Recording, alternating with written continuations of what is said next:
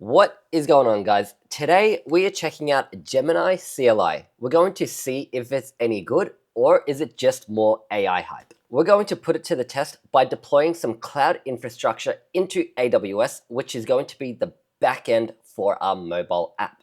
See, a while ago, I made this app.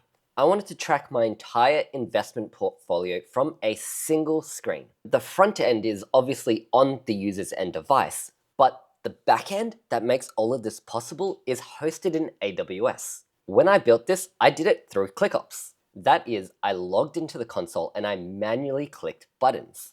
This is a very bad practice to do. Whenever dealing with cloud infrastructure, you should be doing it directly through code, whether that be using something like CloudFormation or Terraform. And so that's what we're going to do today. This is a very high-level view of what the backend architecture looks like. We have an API layer which routes our request through to a Lambda function. A Lambda function lets us execute code without having to worry about a server. There's also a security and caching layer, but today we're simply going to replicate this Lambda function. We're going to see, can it successfully create that Lambda function which fetches the correct data we need and deploy the cloud infrastructure correctly. So that's what we're going to do. Let's jump into it. To get started, head over to this GitHub page, scroll down, and there are some installation instructions. We're going to open up a terminal window and copy this command. You do need Node.js version 20 or higher, so I'm going to type node v, which we do. So we can paste that command in there. Go ahead and proceed. Today, I am recording this on my MacBook. Just a quick heads up, when I tried this previously on my Windows machine, this command didn't work, and I instead had to use this command. Just something to be mindful of if you're following along on a Windows-based device. Next, we have to select a theme. I'm just going to go with the default. This is very important. Now we're going to authenticate so we can use Gemini correctly. We're going to log in with Google. As of recording right now, they offer a very generous free tier when you link it to your Google account. Now you can create Gemini API key and link it that way. However, I believe it's more expensive, and I've seen posts of where people are being charged hundreds of dollars. By linking our Google account, we stay within that free tier. Given we're just testing things out and I don't want to rack up a bill, I highly recommend we go with this option. Go ahead and sign in. We're going to head back to our terminal window, and we have it up and running.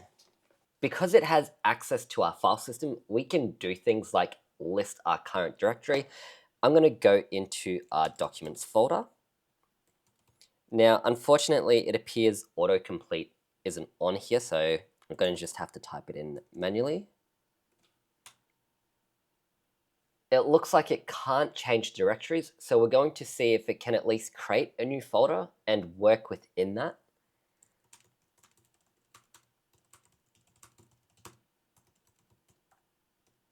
Whenever you give it a command, it does always prompt with this, so we're going to go yes, allow once. Annoyingly, when typing the command out, I did try to do Shift-Enter to go to a new line because I wasn't actually done with the instructions, but it doesn't look like it supports that as of recording. All right, it's created our new folder, so I'm just going to go ahead and verify that. If I go to Documents, there should be a Gemini YouTube demo, which we can see it's created, which is good. I'm just going to open that up in VS Code very quickly so we can follow along.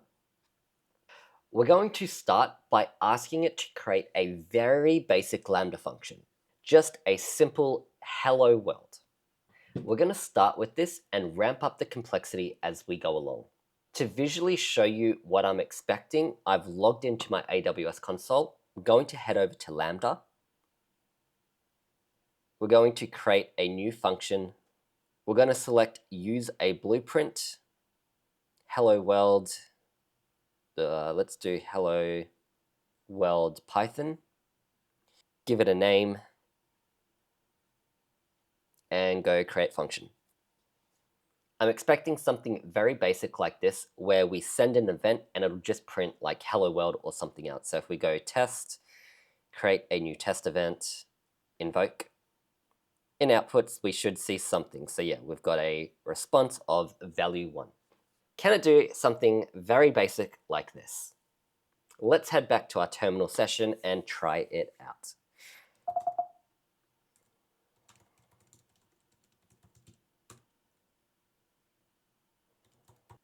I gave it the command, but I realized we're in the wrong directory, so I'm going to tell it to use the folder we created earlier.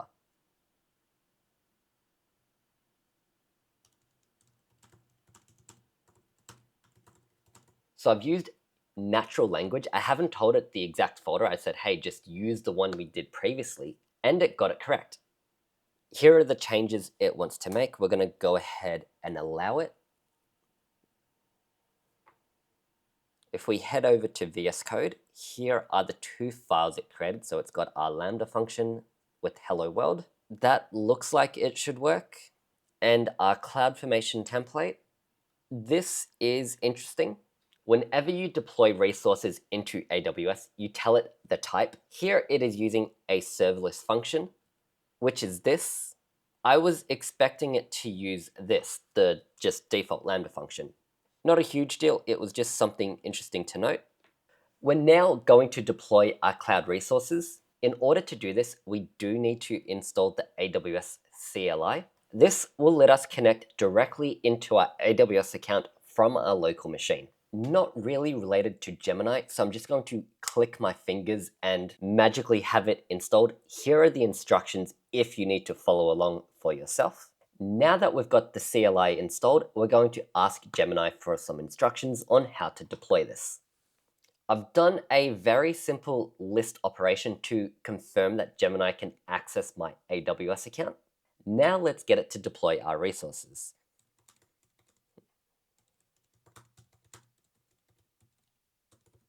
I'm being very vague here on purpose to see what it comes back with. Now, it's cool that it's detected because we used that serverless function instead of that Lambda function that I was talking about earlier. It knows that we have to use that serverless application framework, which means we have to run these 2 commands, sam build, sam deploy. It's also still got the context of the correct folder. So far, so good. While we installed the AWS CLI, it looks like there are some additional steps for SAM to work. To speed things up, I'm just going to click my fingers and have that installed, but I did want to quickly tell you about a free monthly newsletter that I am launching this month. If you like learning about tech or you want to get a glimpse of what happens behind the scenes of this tech channel, that's the entire purpose for this newsletter. Again, it's completely free and it covers everything I want to talk about, but I just don't have the time to make videos on. So if that is something that interests you, I'll leave a link in the description down below, and let's get back to the video. Now we'll head back to Gemini and tell it we've installed that correctly. What's really nice is I don't have to restart my terminal. It's just got it there already. So yes, we're going to build. All right, it says the build was successful. We can see we've got a new folder with it built successfully here. Looks good. We're gonna say yes, go ahead and deploy it.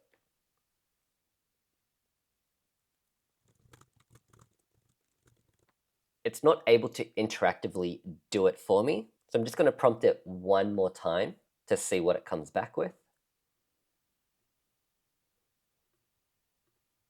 Let's see if that's okay. I'm going to head to S3. Yep, that should be fine. It's just a generic bucket that I don't really care about. Yep. We're going to go ahead and go yes.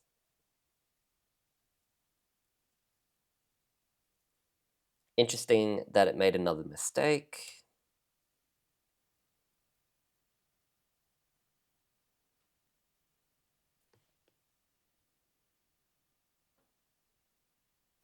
Again, another mistake.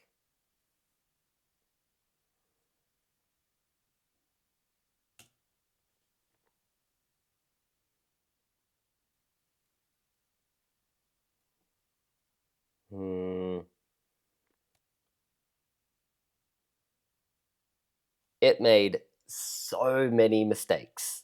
I lost count in the end, but it did get there correctly without me having to give it any input at all.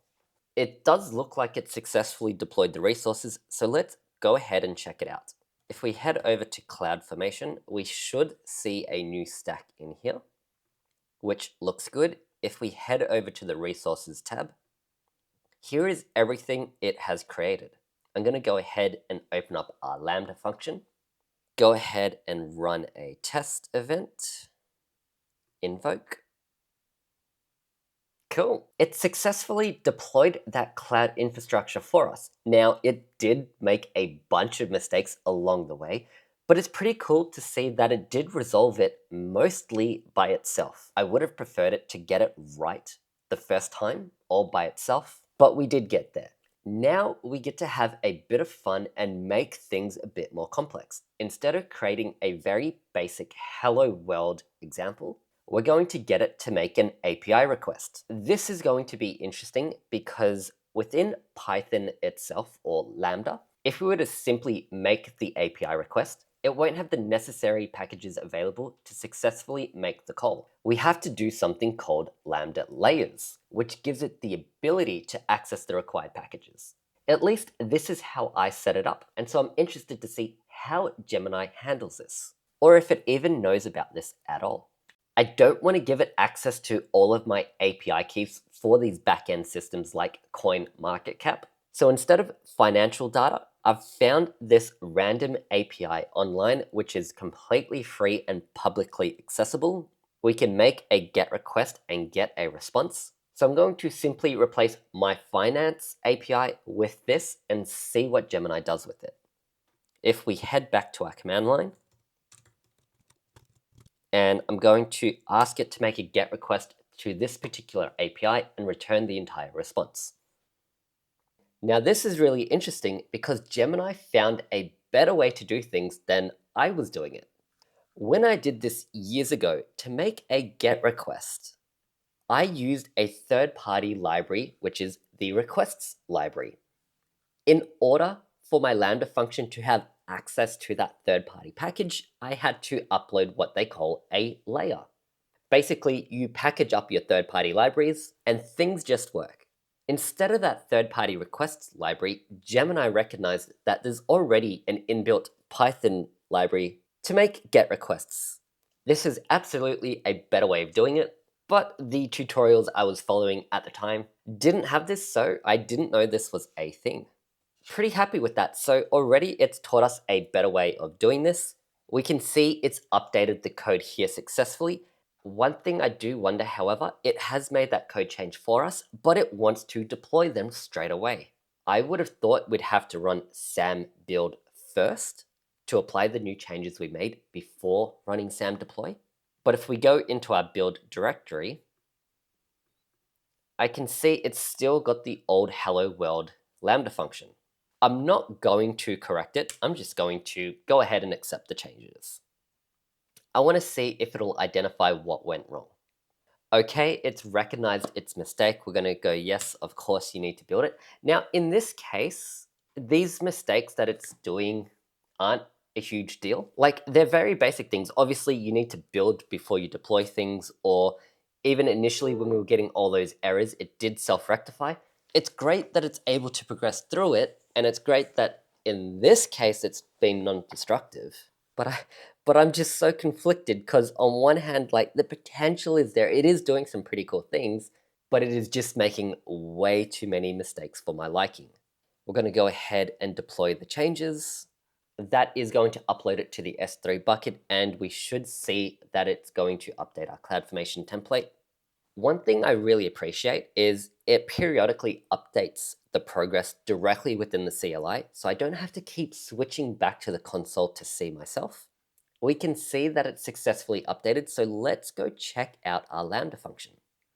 We're going to open up our new Lambda function. So we've got our new code here. We're going to test it out. Create a new test event, invoke.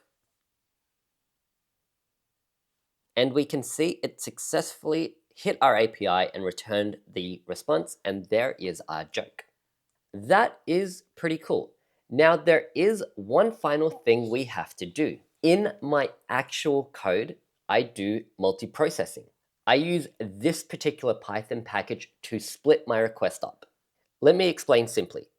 When you make a single request, or maybe 2 to 3 requests, if you do them sequentially, that is one after the other, you have to wait for your response, then your second response, your third one. If you're doing a couple of API calls, this is probably going to be really quick. But in a mobile app where you may be tracking 10, 20, 30 different things, you don't want to have to wait 30 times in a row. What I do is I use this multiprocessing library to make all of my API calls at the same time, jumble it all together in a single response, and return that to the end user. That way, instead of waiting in order for all of them to complete, they all execute at the same time, and we're only held up by the slowest response from any individual API call. The end result is a lot better performance. So what we're going to do is we're going to ask Gemini to make this API call 3 times in parallel using this multiprocessing library, and we'll see what it comes back with. All right, we're going to allow those changes. It's good to see that Gemini has learnt from its mistakes and it knows that we have to first build it and then deploy. Our changes have deployed, so let's go check it out. Open up our Lambda function, test it out, and we've got an error message, permission denied. I'm going to simply copy and paste this into the CLI. Now, I'm not sure if this is to do with the Lambda layers or whatnot, but we'll see what it comes back with. I see. Now, you can do this with Lambda layers, but I do want to check this out. I've never heard of this before, so okay, looks like it's another way to do this, which is inbuilt. Sure, I'm going to let it go ahead, do the changes. I need to go away after this video and learn more about this. This is pretty cool. While I'm accepting the changes here, I've not used it before, so I want to deep dive and actually understand how it works. But for now, I'm just going to trust that Gemini got it right. It has deployed our resources, so we're going to open it up again and give it a test. If we invoke it, we should see that it should execute very quickly and append all 3 jokes to the same response, which it appears to have done quite successfully. This is really cool and terrifying at the same time. Really cool because it's been, probably an hour worth of filming, and we've managed to completely deploy our cloud infrastructure. After this video, I can go away and just give it all of my source code and say, hey, use this code as a base and deploy that cloud infrastructure with the Lambda API gateway and everything that we need.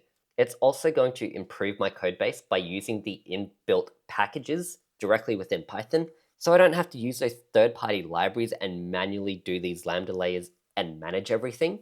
But the terrifying part is everything it got wrong along the way. I lost count, but I think it made like 10 to 15 errors throughout the course of trying this out. In our particular case, they were non-destructive changes, and it was able to rectify itself in the end, which is good. It is nice that it does prompt you every time and it shows you exactly the changes that it's going to make. So if it does accidentally make a destructive change, at least you can catch it before it goes ahead and executes it. Overall, I am going to give this a pass. We've used Gemini 2.5 previously directly from Google Gemini's website, but it appears the Pro model is a lot better. And like I said, the free tier they offer within the CLI is very generous. I've been now filming for just over an hour, and we can see we've still got 98% of our tokens available. And I believe that resets every single day. I am super impressed with this tool. This is the first AI tool we have used where I've been pleasantly surprised. It gets a pass, not hype at all. I think it's actually pretty cool, and I'm excited to use this a lot more. If you guys have any questions about this CLI or there's a specific use case you'd like me to check out in the future, let me know in the comments down below. As always, thank you so much for watching, and I'll catch you in the next one.